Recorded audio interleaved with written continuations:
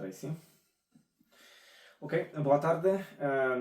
Luiz, você poderia se apresentar, por favor, para as pessoas que...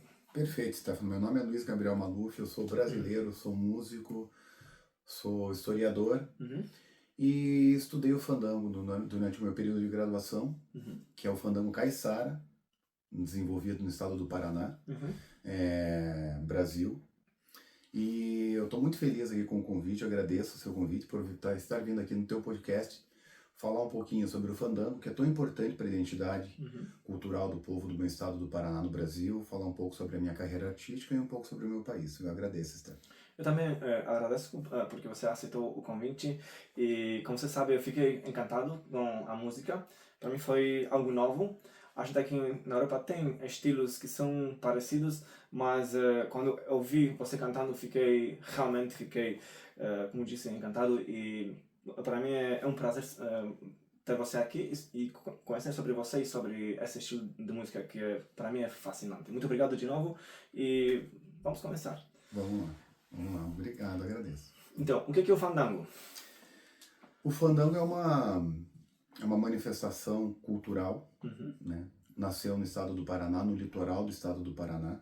Bom, nós temos, primeiramente, Stefano, nós temos vários tipos de fandango. uhum, Cada manifestação artística se desenvolveu em um determinado país, numa determinada época. Então, nós temos o fandango espanhol, o fandango português, que se desenvolveu aqui na Europa. uhum. Depois, esse estilo artístico, esse estilo musical foi levado para o Brasil no período da colonização, Ok. né, a partir do século XVI.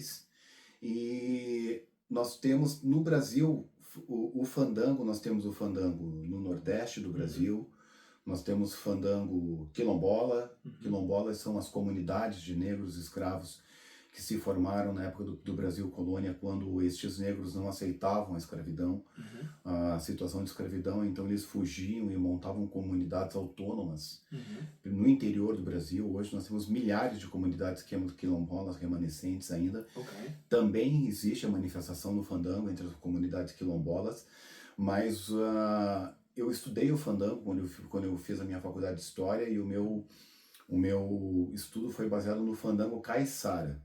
Então é bem importante delimitar bem qual é o tipo de fandango. A gente vai tentar dar um panorama aqui A gente vai entender, sim. sobre todos os fandangos que existem e Tem tal. muitos, verdade? Muitos, exato. Existe o fandango espanhol, então existe o uso das castanholas, por exemplo, entendeu? Tem o fandango caiçara, que a gente vai conversar um pouquinho sobre ele, quais são os instrumentos utilizados, essa mistura com a dança, entendeu? Então é importante a gente delimitar. O meu estudo sobre o fandango, na minha graduação, foi sobre o fandango caiçara, que se desenvolveu, que nasceu no estado do Paraná, no litoral do estado do Paraná e de São Paulo. Mas antes de a gente chegar nesse ponto, o fandango nasceu onde? Em que lugar do mundo?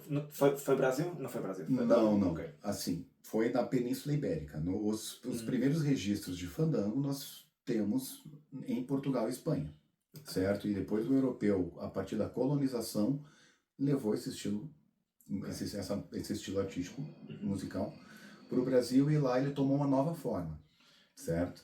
Tanto é que, por exemplo, aí nós podemos conversar sobre uma coisa que a gente vai conversar, é sobre a influência do fandango, né? Por exemplo, entre os compositores clássicos europeus, né? Como, por exemplo, o fandango espanhol influenciou Boccherini. Boccherini, ele era italiano, mas ele morou muito tempo na Espanha. Existem peças que o Boccherini compôs que, inclusive, tem nome de fandango, né? Ele recebeu muita influência da cultura espanhola, até porque, logicamente, morou na Espanha um tempo. Ok, então a gente vê que tem uma influência enorme na música clássica e também outros tipos de música que a gente vai ver um pouco mais tarde. Eu vou conversar um pouquinho sobre o fandango, os elementos do fandango depois, que eu acho isso interessante, né? A cultura ela é ressignificada, ela é reaproveitada.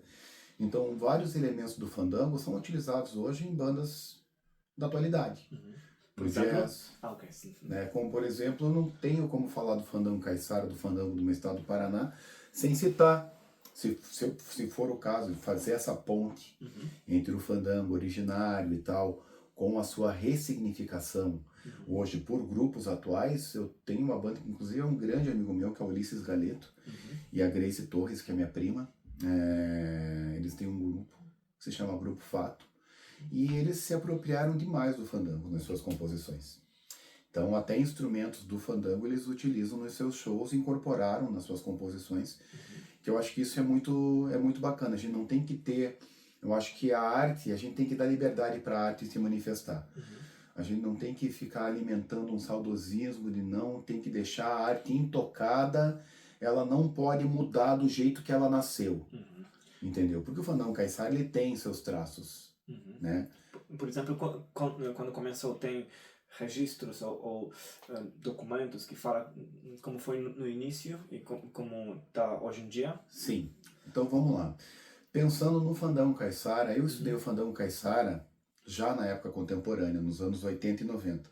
Qual era o caráter do fandango caiçara nas décadas de 80 e 90? Lembrando que eu preciso explicar para quem está nos assistindo o conceito de caiçara.